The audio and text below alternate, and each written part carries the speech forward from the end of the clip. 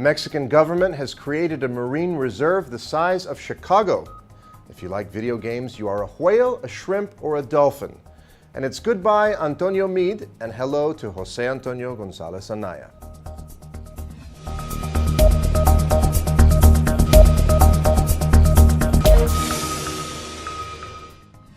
Hello and welcome to today's edition of Mexico News Network's Breaking News Business.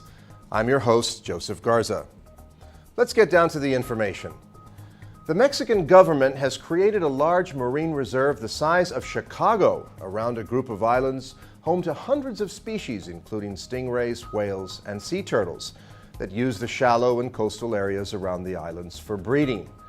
The Revillagigedo archipelago is a group of volcanic islands off the country's southwest coast.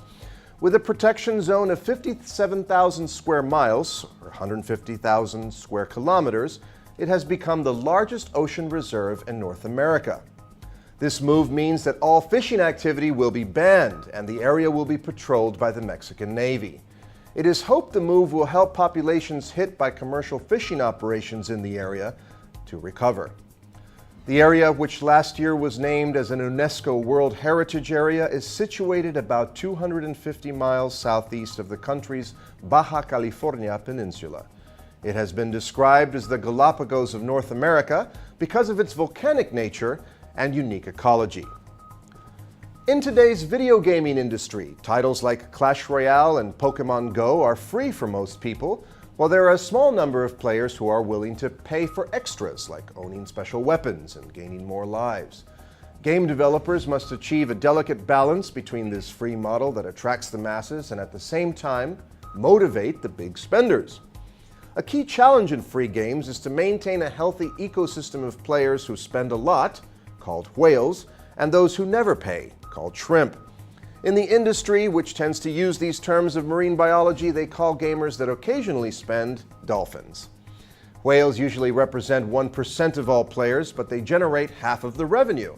Although shrimp may seem irrelevant to developers because they don't pay, they are, in fact, essential, because users do need competition from others to deliver their money. Whales need bait constantly. Tokyo-based software company Silicon Studio Corp assists developers by offering them complex algorithms to create a psychological profile for each player. They can predict how long people will play, what levels they can achieve, how much money they can spend, and on what. Africa Perianes, a data scientist at Silicon, says that game data is perfect for studying human behavior, and that it will change the direction of personalized games. In other news, President Enrique Peña Nieto announced on Monday that Jose Antonio Meade has resigned as the acting Ministry of Finance in order to run for presidential office. The man to fill his shoes is none other than the current director of Petróleos Mexicanos, Jose Antonio Gonzalez Anaya. So what do we know about him so far? Jose Antonio Gonzalez Anaya holds a bachelor's degree in economics and mechanical engineering from the Massachusetts Institute of Technology, MIT, the best university in the world, according to QS World University Rankings. He holds a doctorate as well in economics from Harvard University.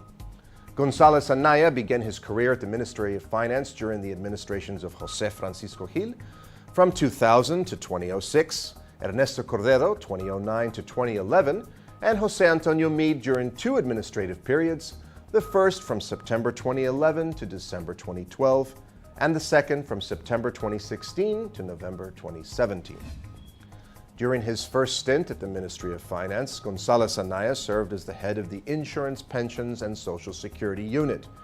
During his time there in 2005, he commissioned the World Bank to design what is now widely condemned as the catastrophic bond to absorb the costs of natural disasters. In 2012, Gonzalez Anaya was appointed by President Enrique Peña Nieto as General Director of the Mexican Institute of Social Security, otherwise known as IMSS. In February of last year, he was appointed General Director of Pemex, replacing Emilio Lozoya. And finally, let's turn to the markets. The Mexican peso decreased 0.01% to 18.5937 on the dollar, from 18.5410 in the previous trading session.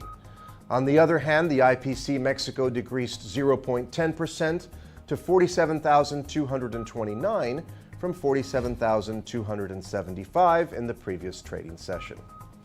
Well, this was all for today. Thank you again for staying with us. I'm your host, Joseph Garza. Remember to follow us on Facebook, Twitter, and Google+. Log on to MexicoNewsNetwork.com for more information on Mexico and the world. Until next time.